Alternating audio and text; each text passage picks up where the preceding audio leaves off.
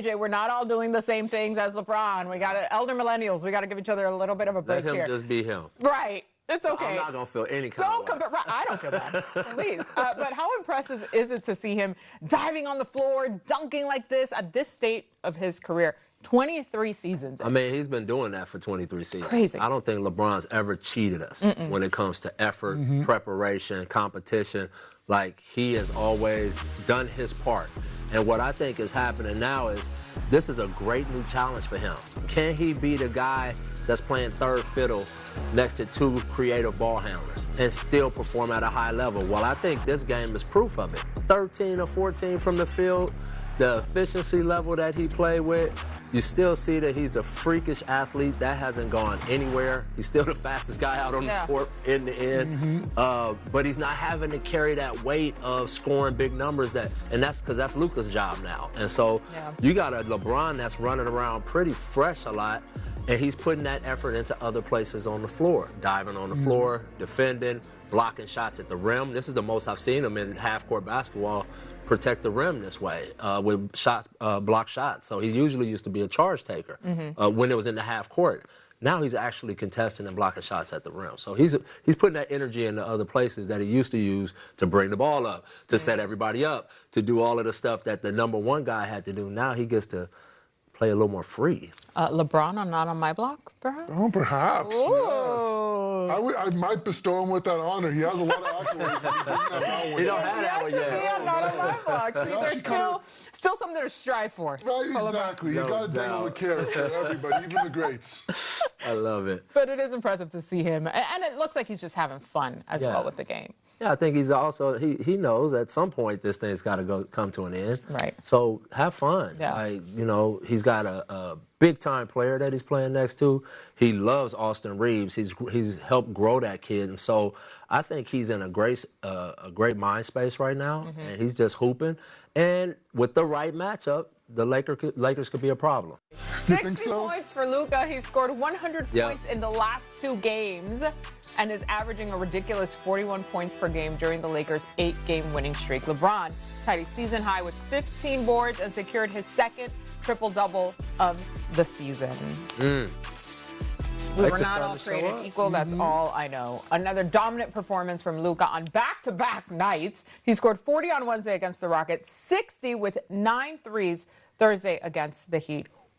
Crazy. Robin, what do you make of his absurd, he's on a streak too here, but in the middle of this 8-game streak for the Lakers, Luka is just unstoppable. Well, first of all, you got to give credit to Luka because, like you said, he's been unbelievable during the stretch. I think what's been important for the Lakers is kind of figuring out that hierarchy. Yeah. You've seen LeBron kind of step back, being that third guy, I'd say, Coach, probably the third guy. 2.5. Yeah, 2.5, letting Austin Reeves and especially Luka do his thing and watching the rest of the team rally behind Luka. And that's what we're seeing right now. Coach, we talk so often about LeBron embracing this role. You said it earlier during the highlight. Your 1, 2, and 3 are great passers. That's what he has now, his second triple-double of the season. I mean, you're going to see that a lot. Yeah. I'm telling you. If their health holds up, you're talking about elite passing, not like, you know, like all 3 of them. Austin is a great passer. This guy is obviously who he is, but Bron has made his career on being one of the greatest passers ever. And not just a great passer like no look and all that. Perfect passes. These guys throw dimes. Like, you don't have to do anything but score it. You don't have to do reset, none of that stuff. So when you have 3 guys doing that on your team, I mean, I don't even remember a team that had 3 like elite passers like that. I'm trying to think of teams. You'd be hard-pressed. It'd be hard-pressed to find teams throughout history that had 3 guys that can really pass at that level. So, you know, they got some good advantages over there with the Lakers. You know, I think they're starting to figure some things out defensively from the standpoint of getting ahead of the rotation. Right. They already anticipated, you know what, we're probably going to get beat off the dribble. Let's get our low man over early, right? And they're already getting it, so their rotations are a little bit sharper, a little bit cleaner. Ultimately, they're still going to have to figure out that beast of how do we contain speed off the dribble. Oof. That'll be one of the missing pieces as they continue on and push into the playoffs. But I have a sneaky suspicion they might be able to figure something out.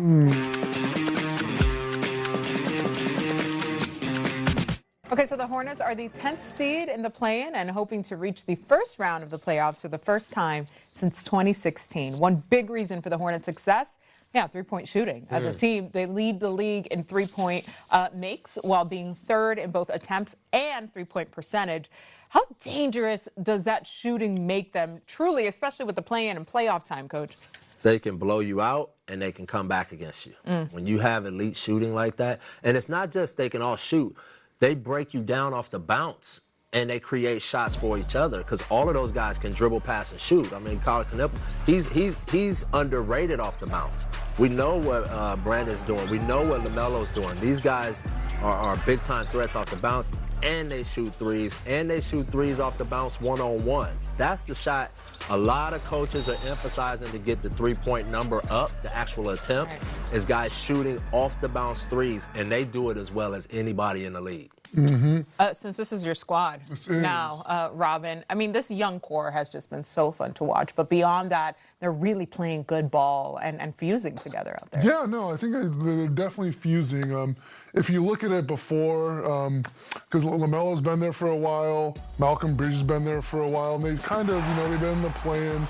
They haven't had much success, but, they have some key additions. Obviously, 2K's there. Now they kind of got the id with LaMelo Ball and the super ego with 2K. And I think that's really helped bounce out the squad in that kind of a Freudian Is that way. I was going to say a little Freudian context there. You add in Diabate at center, and he's been an engine that's, kind of chugging that team along. And the guys take Miles Bridges is taking a step back in the best way possible. Yes. He's realized he's doing what the team needs from him. He could be doing more, but he's doing what the team needs from him. And you said it perfectly. They're fused together into a team, which we haven't been before. And I'll say this about Miles Bridges. He was asked to do more than what he needed to do before. Right. Or what he should have been doing. How he's in the perfect role right now. 3-and-D. He's kind of their enforcer. He's the guy that takes any matchup on the floor, and he makes open threes, and he dunks on guys. Like, he sends messages with his dunking. So I think now he's finally playing in the perfect slot. I think before he might have been asked to do more than he should have been doing. Right. And he still was a good basketball player. But the guys that's doing it now, we see that this is what they do. And this is what he does. And so I think it's all coming together really nicely for them. Remember, they still got Kobe White coming off the bench. They got so much shooting. They got shooting on the sideline in their booth. They get retired. They got shooting all over the building. I mean, literally within the booth. everywhere. That's crazy. Look out, because when Curry warms up, bad things happen. Curry cannot be stopped. Del Curry is on fire. Shoots, score! Fires to Curry, shot at the buzzer, good! It's a three-pointer, the Hornets win! It's over. Del Curry out of Charlotte.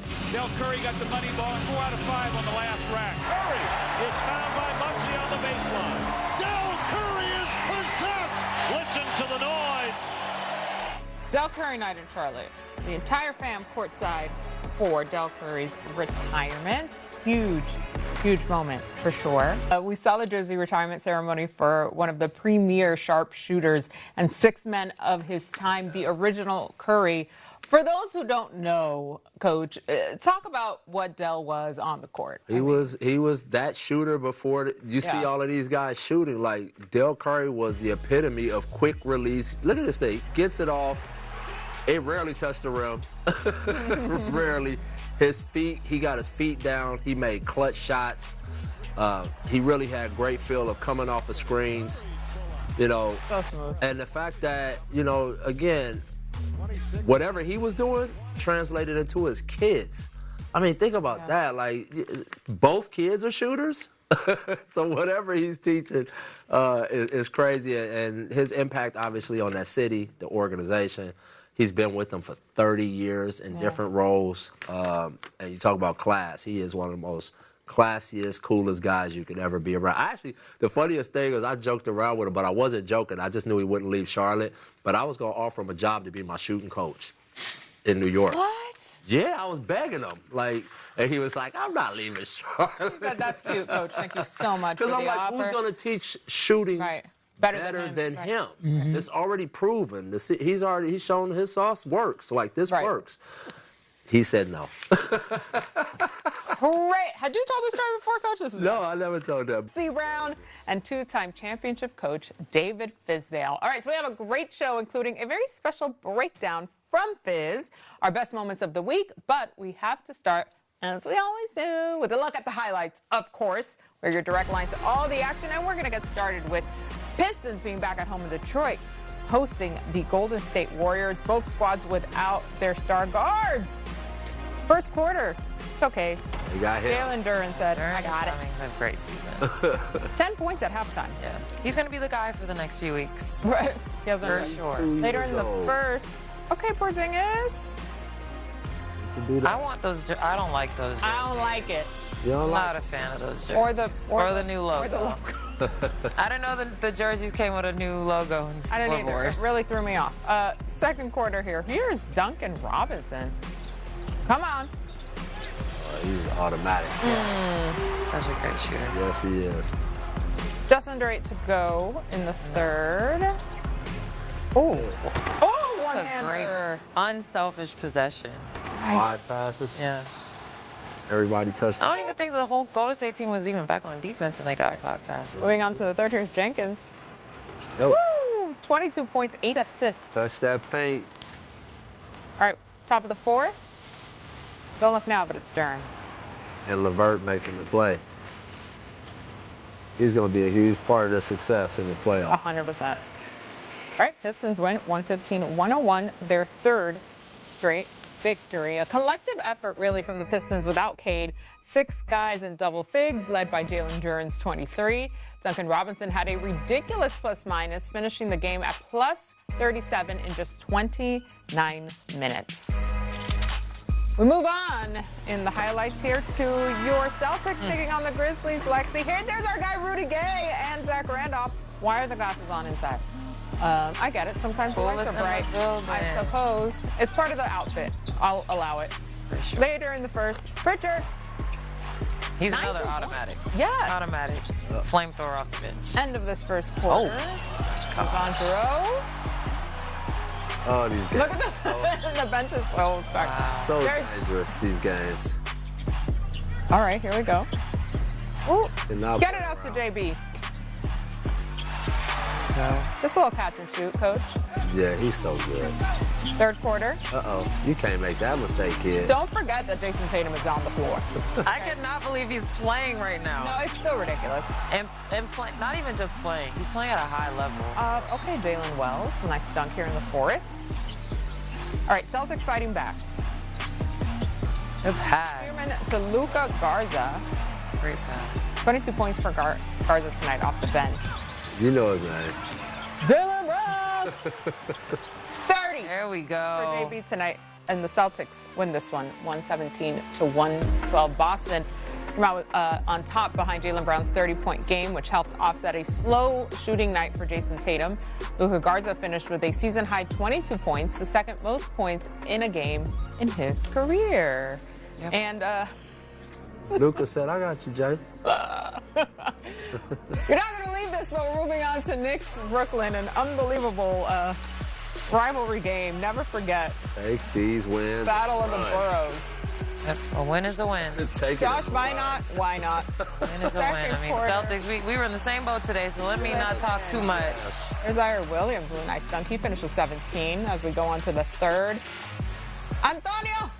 Very nice. Pat with a 3. Look out for OG. He's having a great season. Yeah, he is. Fourth quarter. Minot. Woo! Career high 6 threes in this game for Minot. Good for him. Shoot that ball. Okay. Chaney Johnson for the dunk. Midway through the fourth now. Nets continue to come back. Abaji there for the dunk. Here we go. The cap. Shot maker, ain't he? Like, Tough shot maker. About to make another one right now. Yep. don't freeze him like that. 17 points, 8 assists for Brunson tonight. Brunson, don't freeze him like that. Cat. That's tough, Cat. Woo. He had a double-double, and the Knicks go on to their 5th straight win, surviving the Nets behind Karl Anthony Towns' double-double. Jalen Brunson and OG Anunoby were the only other Knicks in double figures. The Nets put up a great effort without their leading scorer in Michael Porter Jr. Take that win and run. Literally. Run. Get on the train and go home. Bye. Tell you, this You don't time even of need year, a Metro card anymore. Just for hop real. on. This Nuts. time of year, you take them all. What a time. Okay, with the top 3 teams in the East all winning on Friday, let's play a little fill in the blank, if you will. The Pistons have been at the top of the Eastern Conference standings since they grabbed that #1 spot way back on November 7th. After a tough first-round series against the Knicks in the 2025 playoffs, the expectations are higher for Detroit this time around. Coach, fill in the blank. The Pistons win the Eastern Conference if... Oh, that's a tough one. If they don't run into the Charlotte Hornets. Oh. The Hornets. Interesting. Why is that? Why the Hornets? That three-point shooting. Yeah. Because the Pistons do not shoot the ball great. Yeah. And the Hornets can actually, that differential could be huge. And that's the type of team that could upset the Pistons. Yeah, Pistons only had 5 threes tonight, by the way, Lexi. Oh, okay. And I had to She pull said, that. Like, I had to, Yeah. it's a lot of, they're It's calling us out on this one. They didn't give us a lot of prep time on this. I do feel like yeah, the 'cause Hornets call threw you off. Coach is going with this seriously. I'm being funny. I'm being funny with my answers. He's trying to be facetious. I was just like digging in. Right, but I said, just I'm gonna think, bring some stats. that type of matchup is a scary matchup for the Pistons from the standpoint of just the numbers. Seriously, the analytics. Charlotte is a dangerous team that way from the standpoint of they really, they hunt for that three-point shot. They made 25 threes in multiple games this year. Yeah. The Pistons have played games this year where one person has made more threes than their whole team. Yeah. And so that's, that kind of matchup I think would be difficult. Okay. I'm not saying they Do you wouldn't beat them. think it would matter if they saw them like first round versus the second round? When like that fatigue starts kicking in? I don't know. You don't Because think it would both matter? teams are so young Yeah. and pretty inexperienced overall that, and Charlotte don't even know. They just They're just out there. They're just hooping. They're just That's there it. for the vibes. like, let's roll. I know. I would love to see them in the playoffs, though. Yeah, I would. Charlotte. It'll be dope. For That's gonna be sure. fun. Okay, well, moving on to the second team in the East, the Celtics. And Lexi, we do encourage levity here, so whichever way you want to take it. Expectations changed for Boston with Jason Tatum's Achilles injury in the 2025 playoffs, but they just kept winning this season, led by MVP caliber play from Jaylen Brown. Jason Tatum has returned healthy, and Boston is looking like a huge threat in the East, Lex. So fill in the blank. The Celtics win the Eastern Conference if they keep disrespecting my man Jaylen Brown. I know, give him bulletin board material. Yeah. Yeah. So keep doing it, guys. Keep doing it. Keep making him mad. Keep giving him ammunition. That's all he needs is a little bit. And then you add Jason Tatum back into the mix. I like careful. that. I like that answer, Coach. Keep pissing him off. I think the Celtics win it if they get consistent play from their bigs. If their bigs can give them any kind of presence in the paint, at the rim on both ends, make open shots, for the guys that can shoot jump shots.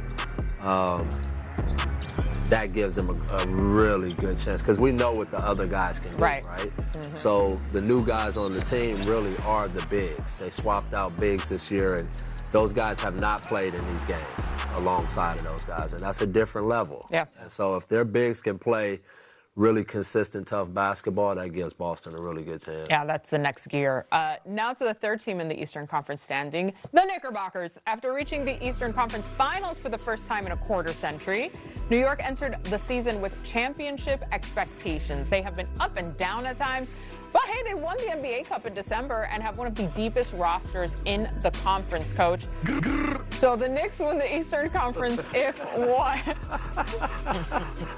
We have a Knicks fan in our ears right now. So good. Propaganda will not work here. No propaganda. Will not work here. They That's win all it is propaganda. Yeah. They win the East if, Coach? I would say the Knicks win the East if they can get big performances out of OG and Bridges in the same games consistently. Okay. Very specific, but yes. No, because they need those guys playing at a high level offensively so that they get that same energy defensively. Yep. Because, and this is why too, if they're not performing at the highest level defensively, the Knicks are really in trouble because I've been saying this all year. Their two best players are who the other team is going after. Every time. Yeah. And that's like, she talks about Jaylen Brown. No one's going after Jaylen Brown. You see what I mean? Like, that's a big difference when your star players have to really guard situations like that. So they're real big-time defenders. Those guys need to be engaged offensively so that they feel good enough to get out there and save possessions and win the game defensively for them. Yeah, good job answering these. You were not easy Y'all got me at going all. deep. No.